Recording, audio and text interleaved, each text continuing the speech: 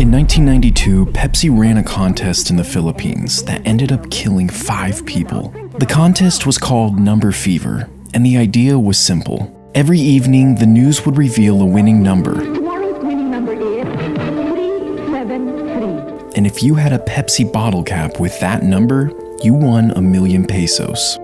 Now, 1,000,000 pesos in 1992 was life-changing for the average Filipino.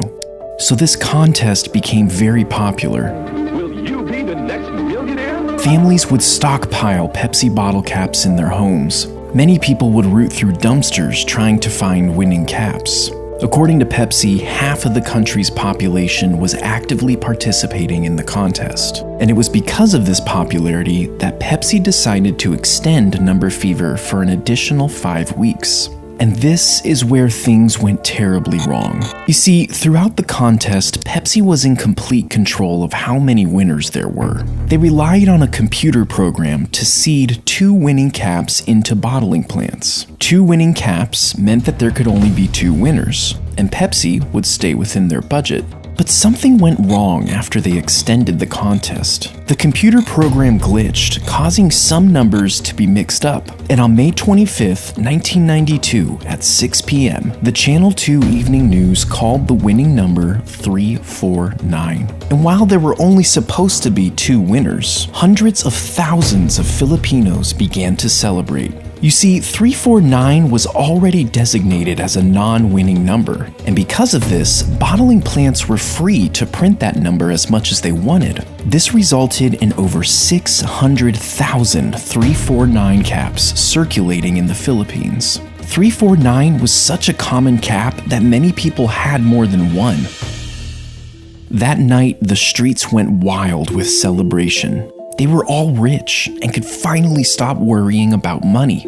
Hundreds of people rushed to the Pepsi factory with their winning caps. It soon had to be shut down and guarded by police.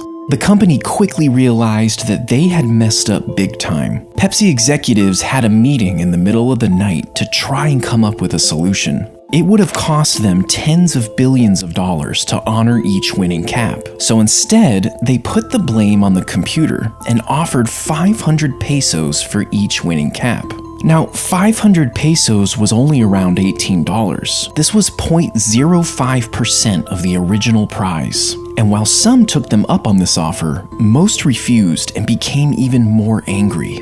They didn't care about some computer error. Pepsi was a multi-billion-dollar corporation. In their eyes, they had to honor the full prize amount. But Pepsi didn't budge, and violent protests and riots broke out, ultimately leaving 5 people dead and dozens injured. 349 winners stormed the Pepsi factories, throwing Molotov cocktails into the windows and bombing Pepsi trucks that drove by. Over the next year, the angry mob took a more organized approach to fight Pepsi.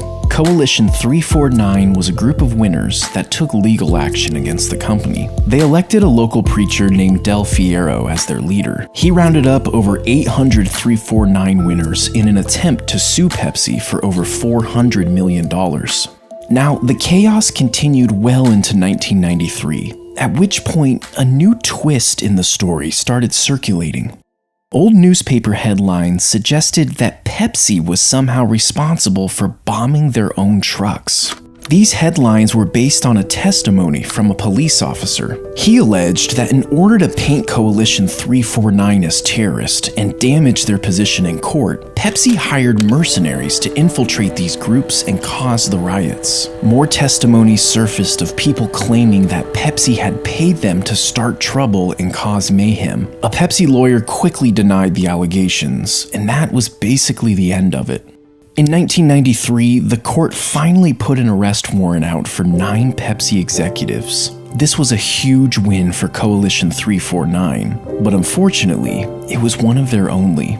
In the following months, almost all of the civil suits and criminal complaints were tossed out of court, and in 2006, the court officially closed the book on all of the remaining court cases. They found that Pepsi had not been negligent in the Number Fever disaster. When it was all said and done, Pepsi only had to pay one small fine of 150,000 pesos. Many Filipinos who experienced Number Fever are still traumatized to this day. Even mentioning the word Pepsi around certain groups is frowned upon. Pepsi was recently asked for their response to the number fever disaster, and they came out with this statement.